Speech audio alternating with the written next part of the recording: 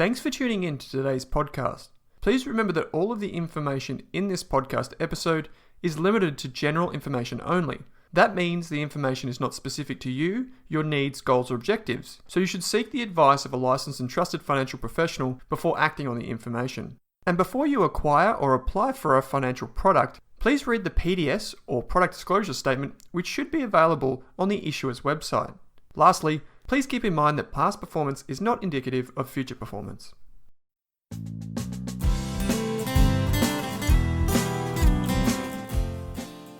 Kate, welcome to this episode of the Australian Finance Podcast. It's good to be back, Owen, and we're unfortunately back to doing remote recordings for the podcast, but hopefully that's for the best down the long run. Yeah, that's it. Melbourne is the most livable city on earth, apparently, and that just happens to be where we are, and we've got a few cases of coronavirus, so we're at home.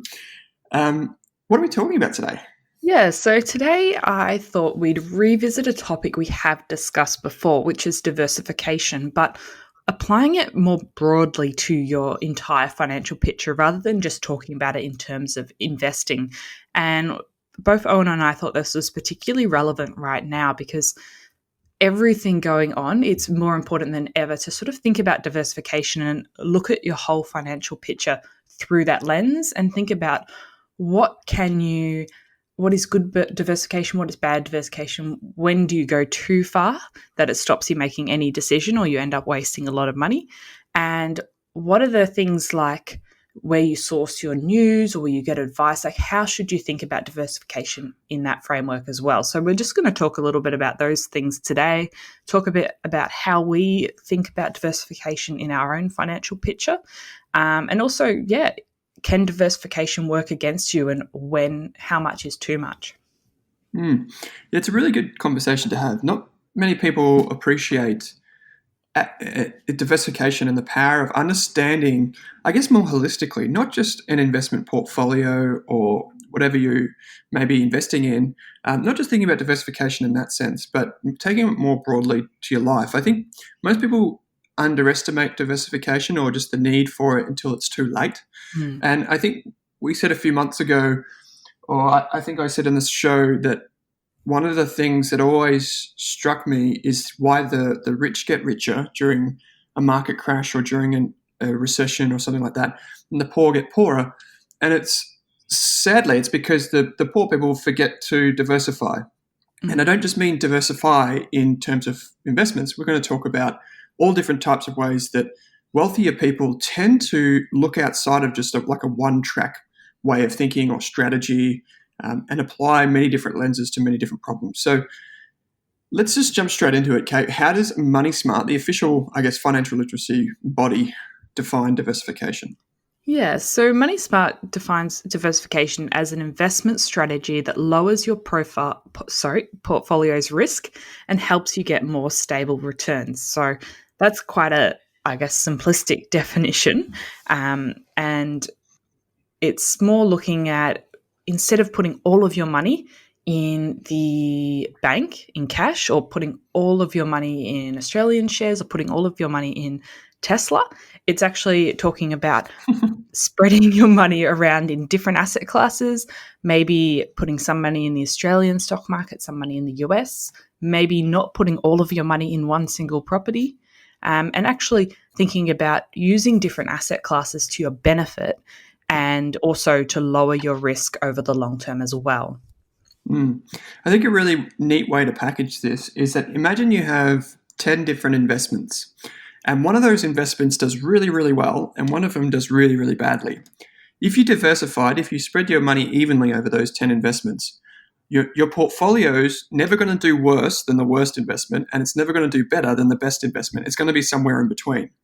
And so I think that's a really neat way to frame it, insofar as you think about, like, what's the maximum return, what's the minimum return, probably zero. You're going to be somewhere in the middle. And depending on how well you diversify and what you invest in, obviously you want it to be the upper end of that range. But that's just a really simple way to do it. So you're never going to, if you put 100% of your money in one thing, that could either be zero or it could be anything else. You just don't really know. So I guess that's the main crux of that one. And I guess, like, if you're putting all of your money into one single property, then that is sort of very minimal diversification because your entire wealth is like stuck in one single asset class, in one single suburb, in one single country, and you don't have exposure to other potential asset classes where you could have a greater return over time. But it also is more risk that if anything happens to that house, you don't have money in any other asset classes as well to spread out your risk and sort of diversify your money over that time as well. Yeah, we talked about diversification a bit when Chris Wellesby was on the show last week from ETF Securities, and he talked about having, I guess, two different portfolios for a younger person versus an older person.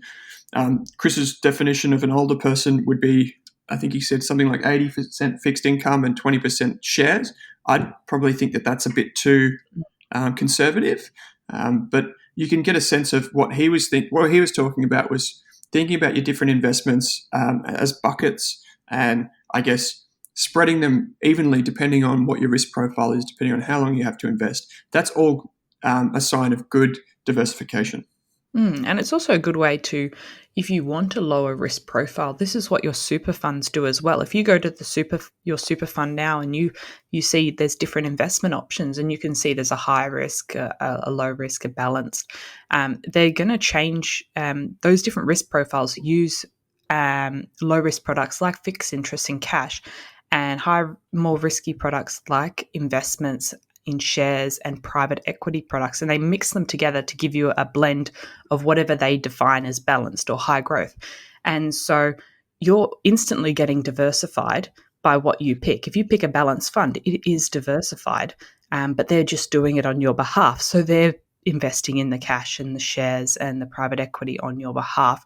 So it's more about the super fund's probably doing it on your behalf, or maybe you've chosen cash, which we would stay away from. But the cash, that suddenly you're not diversified because you're only investing in one asset class, and you're only getting the returns of one asset class, and you're losing out on access to everything else. So I think diversification is a really cool tool, especially when you're investing and you're starting out.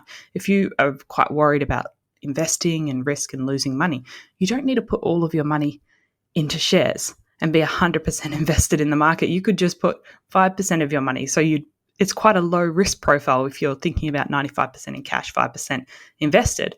So you still get to try investing, but it does really change what your risk profile looks like, and you're investing in two different asset classes.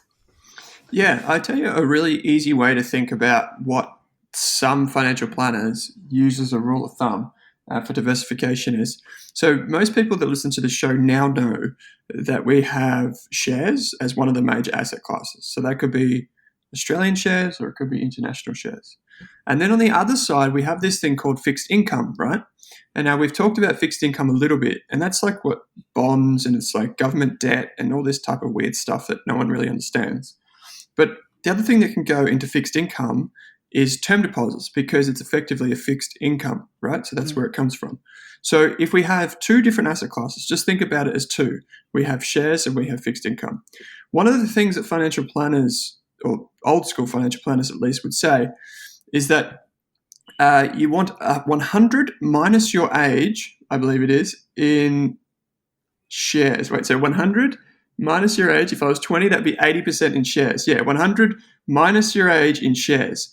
So if I was, say, 30, which I am, I'm nearly 30, 100 minus my age is 70.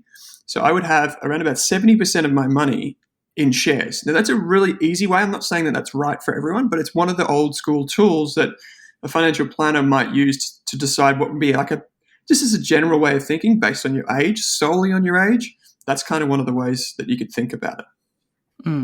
And there's definitely a lot of rules of thumb out there that you can have a look at. I mean, like having your age in bonds, I think sometimes there's too much diversification as a young person that you can end up in a risk profile that's not going to benefit you down the long track. But I guess that's the benefit of it, that you can pick and choose which asset classes you invest in and what feels right to you.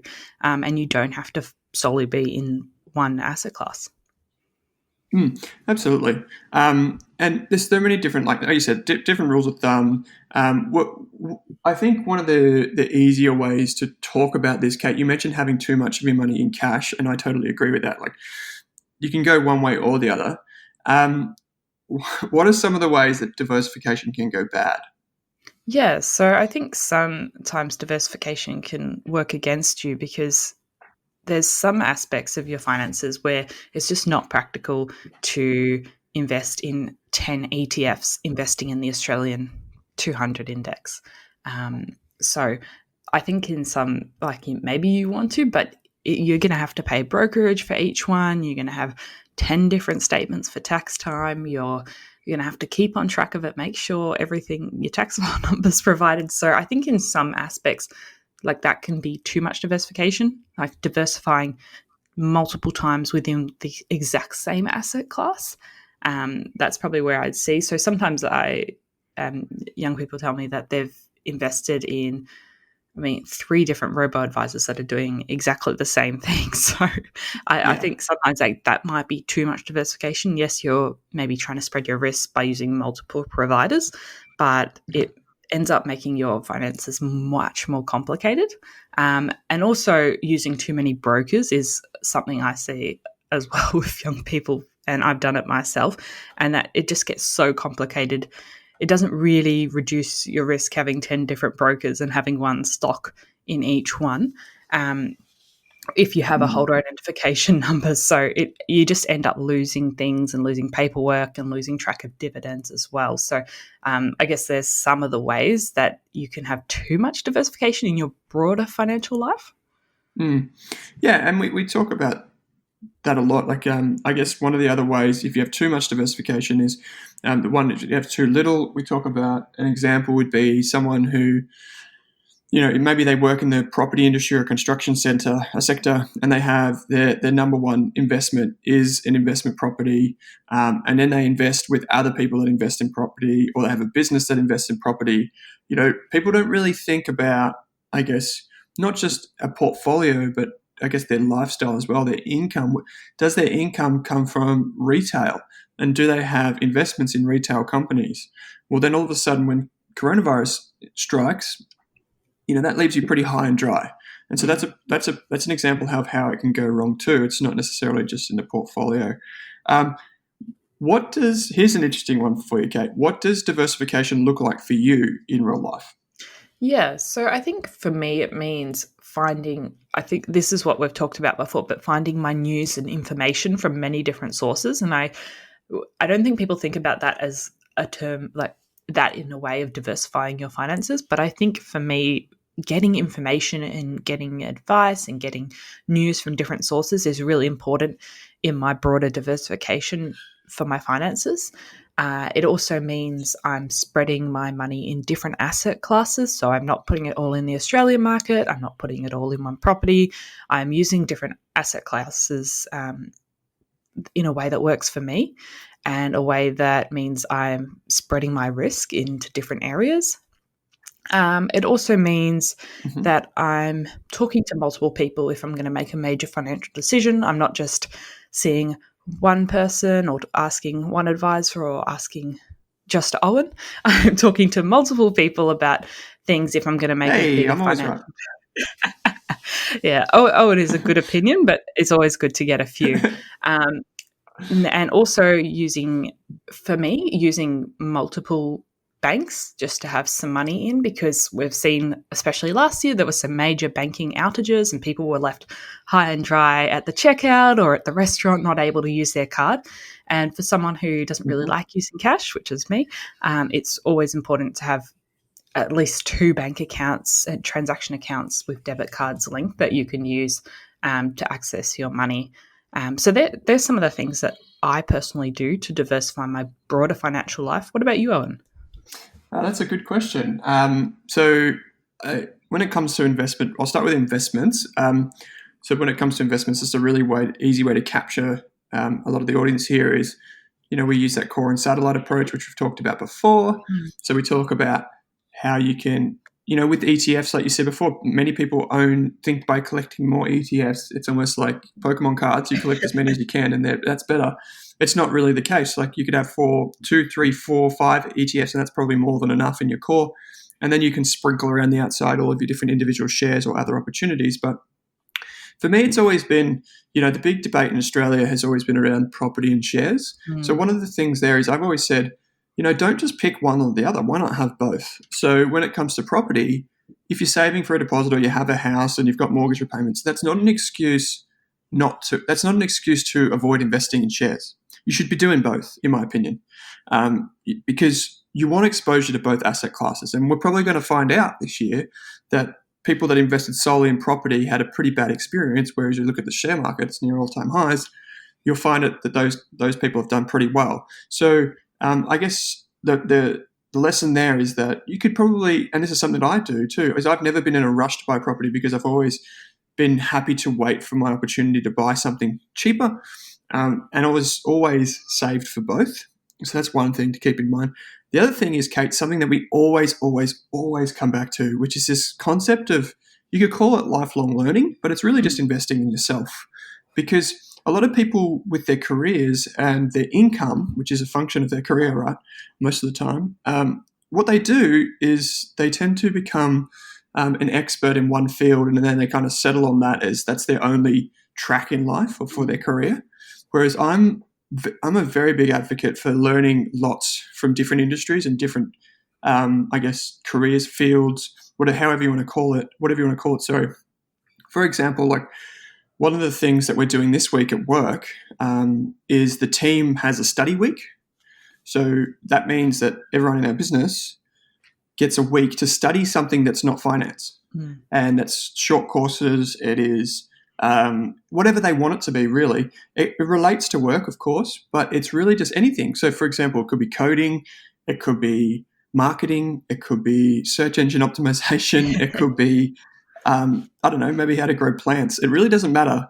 Like, just learn, because when you learn more and you become the specialist generalist, so to speak, you can pick up the tools on another job or side hustle or make money in different ways. And that's what I find is most beneficial over a 5-year or longer term time horizon. We find a lot of people that really do well in one thing and then they find, that's been disrupted by technology. I have to find a new career. Well, why not just keep learning and try new things? So these are 2 really long-winded answers, Kate. But basically, the 2 biggest assets in most people's lives are like what they do in the share market or their super, and their property life. And then there's also how do you invest in yourself to get the most out of yourself over the long run.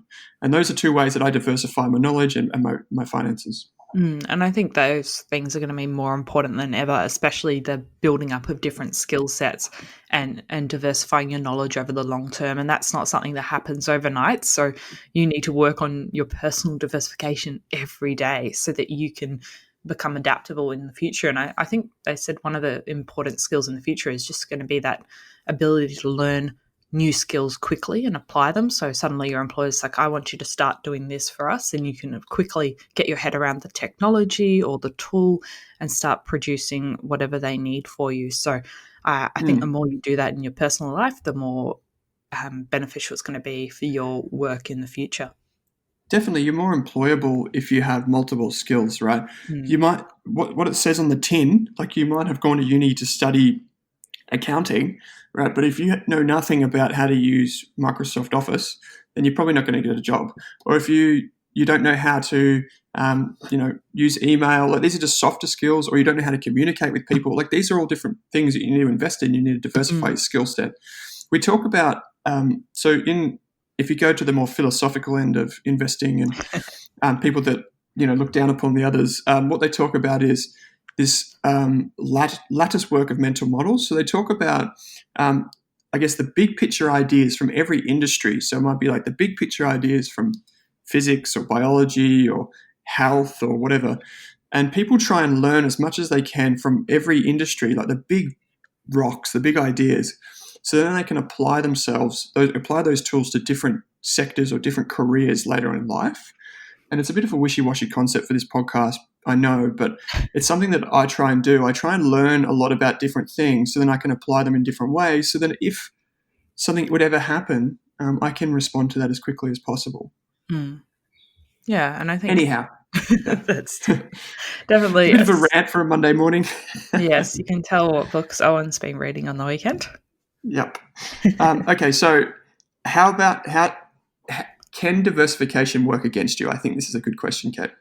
Yeah, I think it can, especially in that what we mentioned before, you're having too many ETFs, like that can end up you're losing track of things. I've seen before in some of our friends from the older generation that where it's a lot more they've used to doing things on paper, that they've put too many shares in different brokerage accounts, and some aren't even on holder identification numbers, which I mention a lot because I think it's important to make sure you know what yours is.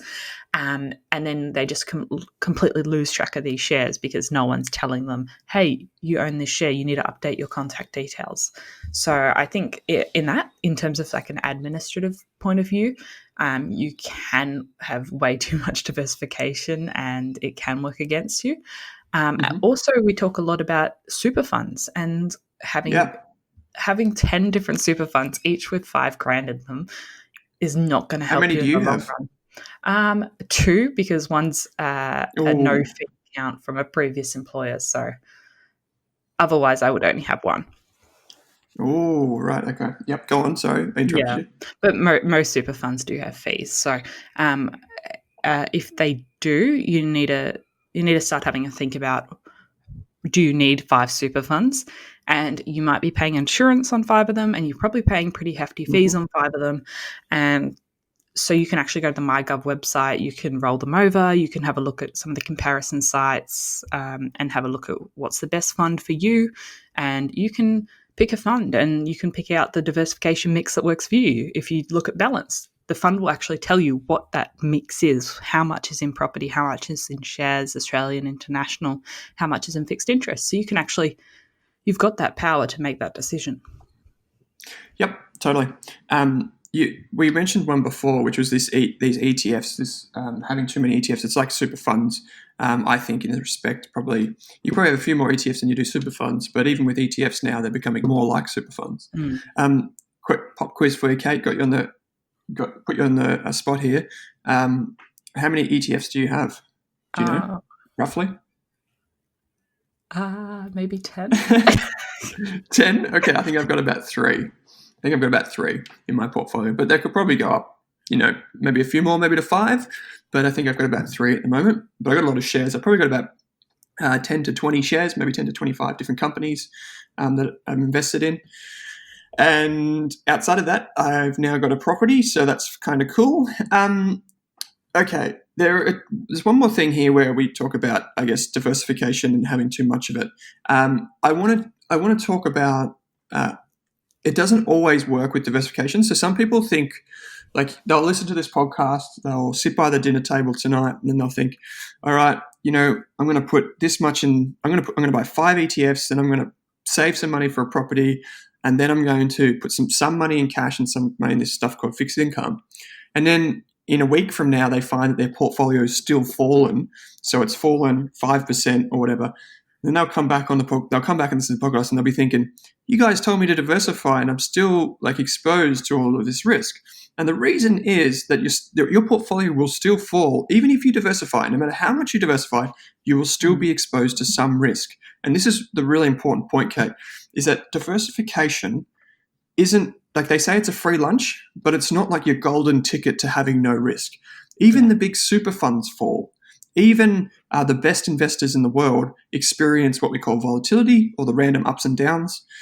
They experience bad months or bad years.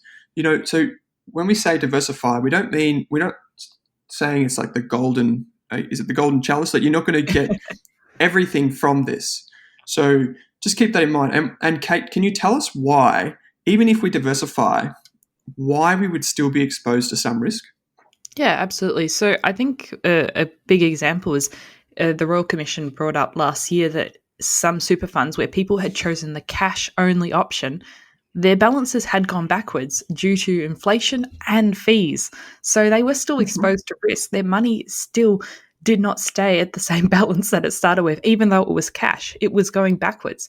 And I think there's always risk in investing. And I mean, apart from maybe putting it in a term deposit, but then you're still exposed to there's a risk of inflation Mhm. with your money losing purchase power over time. But I think you have to, if you are going to invest, you need to embrace that there will be an element of risk to it. It's not something that's going to happen overnight. It's not something you should do if you can't bear the thought of your money going down tomorrow. So if you invest the money in the share market, it's not going to stay the same for a minute. It's going to Mm. change during the weekday when the market's open. The value is going to keep fluctuating, and it's not something that's going to be set in stone. So I think you need to, if you are going to approach investing, you need to be comfortable with the idea that there is an element of risk to it. The amount of risk depends on what you're investing in and how much you are diversifying, but it's important to understand that, and that the diversification doesn't eliminate risk completely, but it does Mhm. reduce some of the risk by being too concentrated in only one stock. So there is a lot of risk if you are only putting your money into one single ETF or one single stock. But Mhm. by diversifying, you can lower that risk as well. Yep. Yeah, we talked about that. So with the example at the top of the show, which was, if you put all your money in one idea, you're exposed to 100% of the returns that come with that Mm. one idea. Whereas if you spread it across a few, you might not do better than the best, but you won't do worse than the worst. And we talked about, you talked about cash there, Kate, and that people who don't take risk, so no matter how well they diversify, even if they don't even get to that conversation, Mm. they're just thinking, I'm just going to keep all my money in cash. Well, that's actually a really bad thing too. That's at the opposite end of the spectrum. That's really conservative. And that would be what I would say is bad diversification too. So I know people in my personal life who have never bought a share or never bought an ETF or never done anything really with their money. And that is a very, very big risk going forward. Mm. On the other end, we have people, and I've heard stories of people buying one stock like Tesla or I Afterpay think or that's all yeah, these after crazy things. Yeah, it's crazy to think that that is a sound investment strategy. So Mm. you've got opposite end of the spectrum. We want to be somewhere in the middle. And maybe we won't get too deep in the weeds here, but there are effectively two different types of risk, as academics put it. There's the risk. There are the risks that you can diversify. So, for example, if you owned one investment property, or you own 10 investment properties in one suburb, right? But then that suburb turns out to be a hotspot for coronavirus, right? All 10 of your investments are in one area, and that could have been diversified if you put 10 different houses in 10 different suburbs, right? Mm. So that's an example of what you can diversify. However, if all of the property market was to get hit at the same time, that's what we call market risk, then you would still be exposed to the falls from across all 10, Mm. right? And so we have a specific risk, which in this case would have been coronavirus for a particular suburb, which could have been diversified. And we have a market risk, which was all of property in Australia could not be avoided. And so Yeah. that's, I guess, the best way to illustrate the differences between the two types of risk. We've got some show notes on this, Kate, because it gets a bit complicated, and it's more for the people that really want to get the most from, I guess, their learning. But I'd encourage you to go and check that out. So just to recap, Kate, maybe we can, because there was a lot of concepts and what have you. What can you give us a bit of a recap of this episode and some of the actionable takeaways?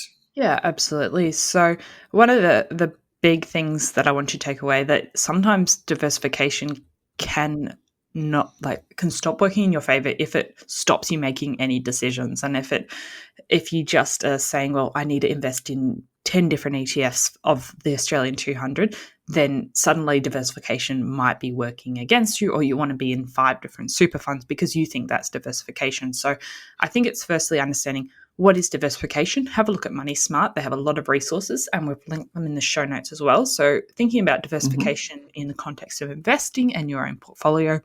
Then also we talked about thinking about diversification and how that looks like in your own financial situation, and whether that's getting different sources of news, getting a second opinion on your financial decisions, or not putting all your money into one single stock.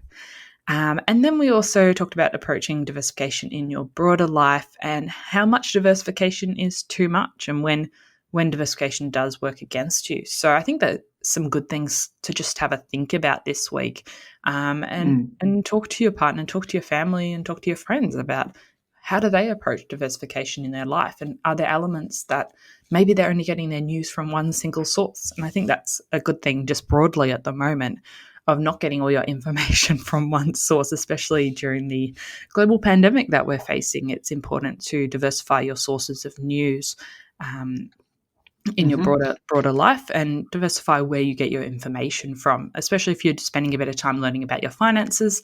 We always provide a lot of different websites in the show notes, so have a read of different sources and different, because there's a lot of different definitions and ideas of diversification and risk, and different financial advisors will have different ideas of what a diversified portfolio looks like. So have a look at different people's points of view and make sure you're diversifying your information.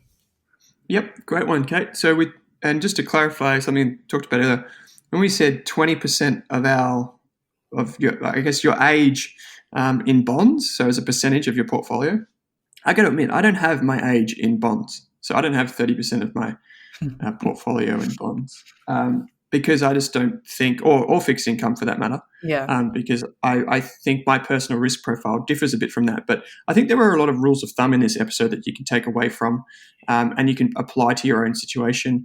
You mentioned a really good one there, which is financial news. We did I think 1 or 2 episodes on that, Kate. We've done a few. We did one in particular focus on our current situation and thinking about news as well.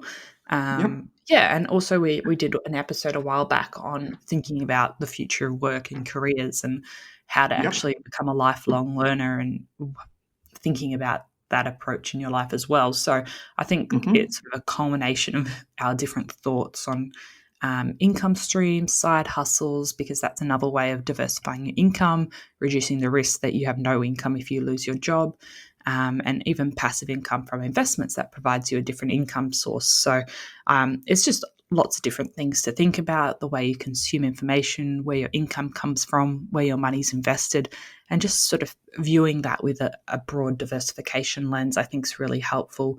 And that's something that's really helped me with my short time on this earth.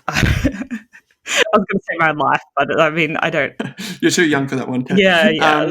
I'm not this old wizened person sitting in the couch in a rocking chair. Okay, Kate. So how can people get in contact with you? Yeah, so if you want to read more of my stuff, I'm available at howtomoney.online or at howtomoneyAUS on Twitter and Instagram. Cool. And I'm at Owen Rask on Twitter, or you can email us or find out more about us by visiting www.rask.com.au. Kate, this was a Diversification 2.0. We did Diversification 1.0 quite a few months ago, so people can go back to listen to that. Next week, we've got some property content coming back to the airways, so that will be exciting. Yes, we've had a lot of requests for more property content, and it's going to be more interesting this episode because Owen's actually got some skin in the game this time. Yes, I do indeed. So we'll share all of those details next week. Kate, as always, thanks for joining me. Thanks again, Owen, and thanks for listening.